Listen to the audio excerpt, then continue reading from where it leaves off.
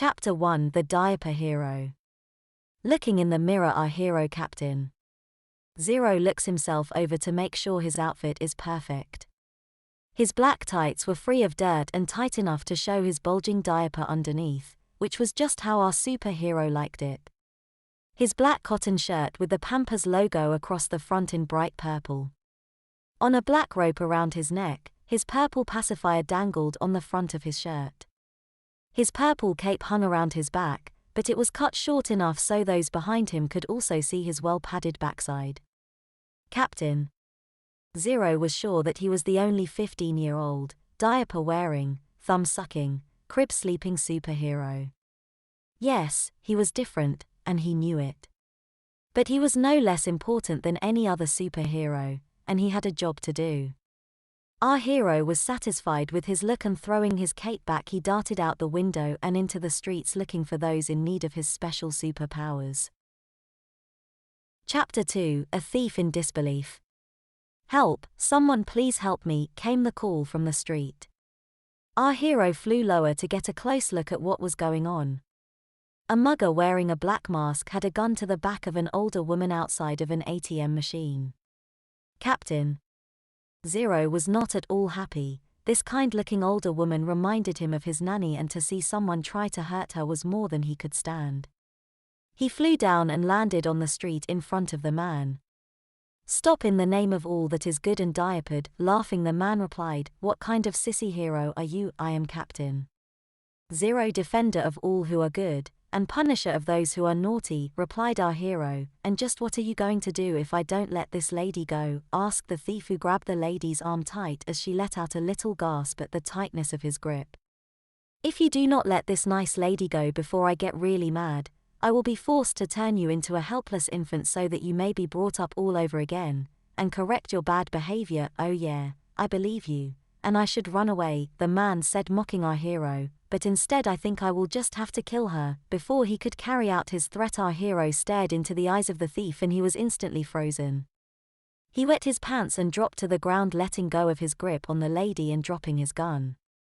In minutes he had shrunk to the size of a 3-year-old, and he started to cry. Captain Zero grabbed the gun, removed the bullets and threw the gun in a dumpster. "Thank you, Captain Zero. How can I repay you?" the grateful lady asked. "I would like you to take this naughty boy into your home and bring him up right, and I think he will need some training pants. He seems to have trouble holding his pee. And be sure he gets spanked for his naughty behavior today." "I will, Captain Zero, but I have to ask, you said you would make him a baby, but he looks like he's 3 years old." "He is. I want him to grow up again soon and save you the trouble of dirty diapers. But you will have to change wet diapers. He will wet himself until he is, let's say, 8, and he will wet his bed at night for the rest of his life, to remind him to be a good boy this time." With that, our hero flew up into the air and flew away, happy to have rid the world of one more bad man, and creating one more lifetime diaper user. Back on the ground, the nice lady led her new little boy home by his ear as he cried out in pain, the shame of his wet pants, and the fear of the spanking he would get when they got home. Chapter 3: Our hero at home. Captain Zero flew into his bedroom window and abruptly started to remove his costume. It was 4:30 and his mommy would soon be home. He changed into his PJs and climbed back into his crib and went to sleep. Crime fighting would have to wait until tomorrow, when our hero's mommy went back to work. Right at 5:30, Captain Zero's mommy returned home and went straight to her son's room to check on him. "Hi Mikey, did you get some rest today?" she asked as she felt his forehead. "My, you're hot. Did you stay in bed like you were supposed to? You know what, Dr. Carter said."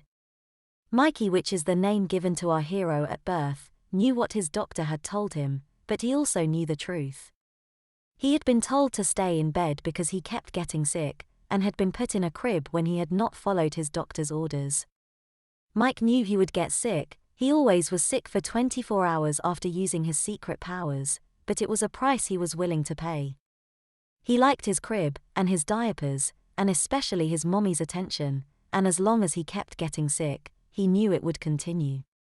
So he loves to fight crime, but fighting crime makes him get sick and have to sleep in a crib, but he loves his crib. It was the perfect setup for our hero, and he knew it. Actually, he would have to wear diapers no matter what. He had always wet himself at night, and whenever he got upset, but he liked the feeling of his diapers, and without them he would not be strong enough to fight the naughty people of the world. Mike went back to sleep, and dreamt of the adventure he had that day, and looking forward to whatever would happen tomorrow. Chapter 4: The Bully in Baby's Clothing. Okay honey, I have to go to work now. You be good and stay in bed. I will mommy, Mike said as he pretended to roll over and go back to sleep. He heard the front door close and then the car pulling out of the drive. Our hero sprang from his crib and climbed over the bars and jumped to the floor. He got his costume out of his hiding spot, and quickly changed into it. He had a job to do, and he wanted to get an early start today. He had to be home in time to watch his favorite cartoons. Yes, even our superhero loves those animaniacs. Captain Zero flew out the window, and patrolled the streets of town looking for someone in need. Ow, stop it. Quit it, OUCH. The sound was coming from McIntyre Elementary School. That could only mean a kid in trouble. Our hero had to help. Captain Zero flew with great speed to the playground where an ugly scene was unfolding. A huge fifth grader was sitting on the chest of a much smaller boy, looks like a second or third grader. The older boy was sitting on his chest, and smacking him over and over in the face. The younger boy, named Tommy according to my sources, was laying there unable to fight back against the bully that had him pinned. He was crying and screaming, but the other kids were all too afraid of the bully, whose name is Paul, and no attempt was made to stop Paul. I could not allow this injustice to continue any longer. As I pushed my way through the crowd, I could hear the children laughing and making jokes at my costume. With only one hand, I picked Paul up and held him 6 inches off the ground, his feet dangling as he tried desperately to reach the ground. Put me down, you purple pansy pampers wearing geek. Now our hero did not want to cause too much of a scene, but he refused to be made fun of, as he rather liked his costume, and he loved his pampers. He had to deal with this young man rather quickly, and he decided to make him cry like he had done to Tommy. Using his mental powers, Captain Zero scanned Paul's mind for his deepest diaper secret. Everyone had a diaper secret, either an embarrassing moment from childhood, a hidden desire, or a deep dark secret. Much to Captain Zero's delight, it was number 3, the deep dark secret that Paul did not want anyone to know. I'm sorry, I didn't hear you right. In what derogatory manner did you refer to me? Our hero asked with a wicked smile on his face. I didn't call you anything. Put me down, you pants wetting, thumb sucking, tights wearing faggot. I'll have you know that I don't wet my pants. I have diapers to prevent that, and I will also have you and everyone else know that you Paul suck your thumb at night, and late at night, when you're asleep, sucking your thumb. You wet your bed, every single night. I do not, you're lying, Paul shouted over the giggles and laughter of the other children in the schoolyard.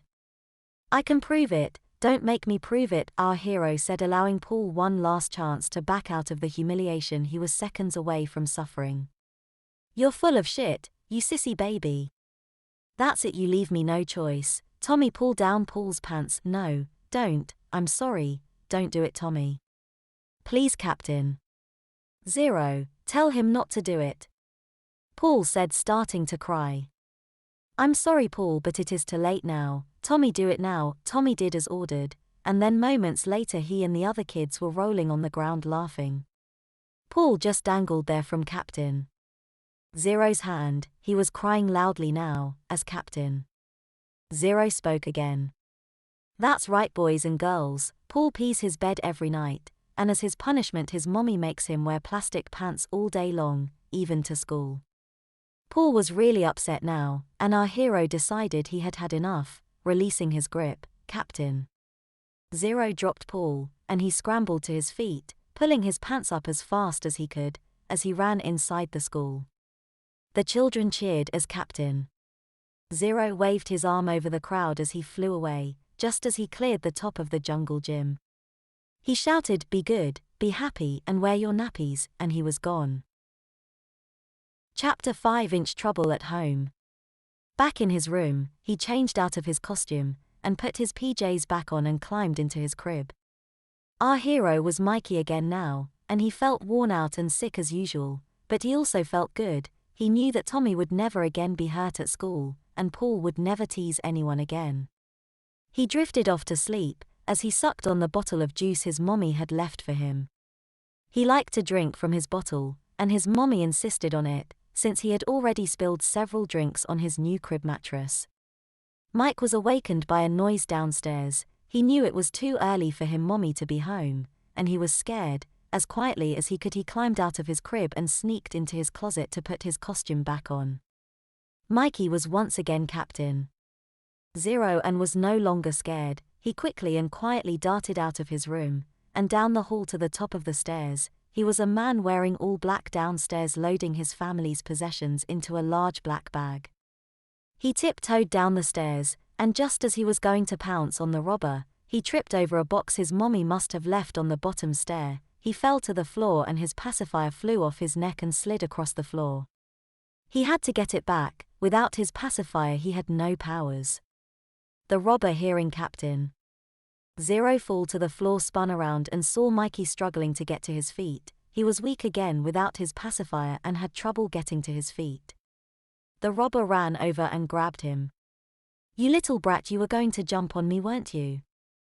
Mikey knew he was in trouble, but all he had to do was get his pacifier back. "No answer, HUH, well I guess you need to be punished, and I have time to do it. I've watched the house. Your mommy will not be home until after 5 and it's not even 3 yet." The robber dragged Mike across the room and sat in a chair, pulling Mikey over his lap. Mike was now only inches away from his pacifier, but it was just out of his reach as he lay powerless across the lap of the burglar. Mikey started to panic as the robber pulled the back of his tights down, and then his diaper. He couldn't believe it. He was going to get his bare bottom spanked by a complete stranger for trying to protect his domicile, and his superpowers lay on the floor only inches away from his now shaky fingers. Smack, slap, spank, slap, slap. The first 5 slaps fell against Mikey's bare flesh, and Mikey cried out in pain. Slap, slap, slap. 3 more slaps and Mike was now howling in pain. His mother had spanked him many times, but never as severe as he was getting spanked now.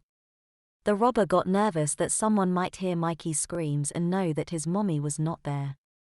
He looked around for something to shut the boy up, and he saw the pacifier laying on the ground. He picked it up and stuck it rudely into Mikey's mouth. Our superhero had his power back, but he decided to play along until the robber was sure he had control of the boy. Captain Zero lay there over the man's lap and took 10 more slaps, but with his power back did not even feel them. The robber was satisfied that boy would not fight back anymore, and pulled his diaper and tights back up. Then he released his grip on the boy, and let him up. He reached into his bag and took out some rope, but as he reached out to tie our hero's arms, Captain Zero spun around, grabbed the rope, and tied the robber instead. Captain Zero pushed the robber out of the house and tied him to a column supporting the porch in back of the house. When he was securely tied, Captain Zero ran back in the house and retrieved his mother's favorite bad boy paddle, and proceeded to give the robber the spanking of his life. Captain Zero never allowed anyone other than his mommy to discipline him, and he was not about to take it from an intruder in his home. After 33 slaps, the robber was begging for our hero to call the police. Captain Zero stopped the paddling, and it was then that he noticed that the robber had wet his pants from the pain he was in.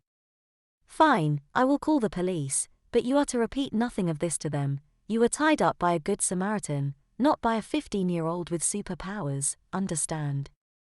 The robber nodded his understanding, as though he had not planned to tell anyone that he had been spanked by a little boy in diapers. He would be the laughingstock of all the inmates if anyone was to know how he had been caught. Mikey quickly changed and then called the police. He crawled back into his crib and went to sleep. He had decided to pretend he had slept through everything, to protect his secret identity. When Mike's mommy got home, she told him about all that had happened. and he acted surprised. She proceeded to change his dirty diaper and suddenly gasped, "My gosh, your fanny's all red, you must be getting a terrible case of diaper rash, we will have to treat that right away." Mike was relieved he had forgotten about the obvious signs of his severe spanking, but his mother came up with his excuse for him, so he just relaxed as his mommy massaged Desitin cream into his backside, and he felt a strange stimulation as it soothed his sore bottom. Our hero was asleep before his mommy even got a new diaper on him, and he slept soundly that night.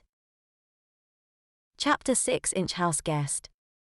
"Hey Mikey, wake up Mikey." Slowly our hero became more alert, having been woken up before he was ready to wake up. "Come on Mikey, wake up." Suddenly Mikey was wide awake. Who was that? It wasn't his mother's voice, it was the voice of a kid. Mikey wiped the sleep from his eyes until he was able to see. It's Mikey's cousin Dennis. Mikey was so happy. He loved when Dennis came to visit, 'cause Dennis was always so much fun. But wait. This was the first time Dennis had come to visit since Mikey found out about his superpowers. Mikey was still glad that Dennis was there, but he knew it would mean no crime fighting until he went home. "How long are you staying?" Mikey asked so as to plan his crime fighting efforts. "A whole week, so we can have lots of fun." Darn, Mikey thought, this was going to be tough. Mikey had to fight crime. If he stopped for a whole week, he would get better and that would ruin everything. If he wasn't sick, he would lose his crib and his bottle, and be expected to use the bathroom whenever possible. This was going to take some work, but Mikey had to find a way to handle this. "Dennis, come downstairs, and let Mikey get some more rest. You two can play later," my mommy called from the kitchen. Dennis did as told and Mikey laid down to decide what to do. Chapter 7 The House Guest 2.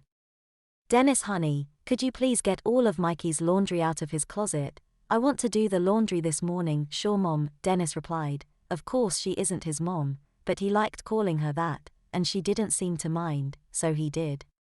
Dennis tiptoed into our hero room and gathered all the laundry from Mikey's closet. When he got to the bottom of the pile he found a black box. Peeking over his shoulder to check that Mikey was still asleep, he opened the top of the box, and was shocked to find an unusual costume inside. It was purple and black and said, "Pampers," on the front. Dennis pulled it out of the box to get a closer look at it, and just then Mikey woke up. "What are you doing?" Mikey asked in an obviously upset tone. Mom asked me to get your laundry," Dennis replied as he stuffed the costume back into the box and tried to act like he hadn't seen anything. "You saw it, didn't you?" Mikey asked a little more calmly. "What is it?" "It's my costume. I have these special powers, and if you promise not to tell anyone I will tell you all about it." "I won't tell, I promise. Tell me, please." "Okay, but first take that laundry down to Mom, so she doesn't come up." Dennis grabbed the pile of laundry and quickly ran it downstairs to Mom. He wanted to get back quick. He had to find out about that costume. Within a minute Dennis was back in Mikey's room, and saw that Mikey was now out of the crib, and in his costume.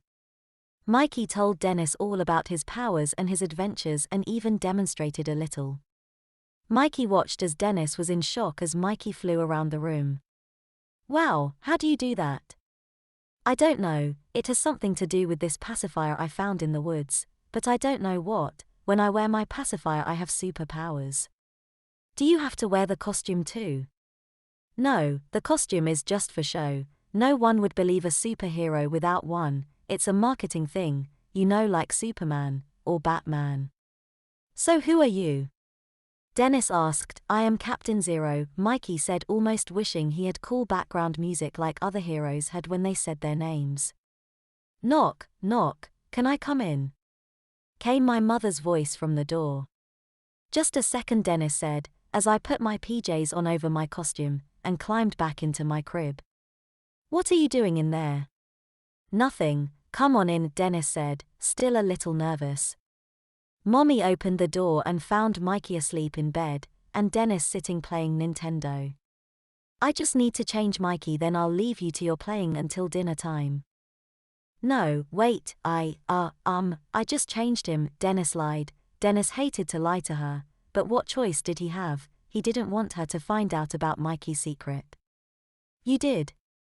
Mommy asked, almost in disbelief. Yeah, he was wet, and to be honest, I wanted to. I never changed a big kid diaper before. I guess I was a little curious. Dennis wasn't lying now. He was curious about diapers. He had just never said it before.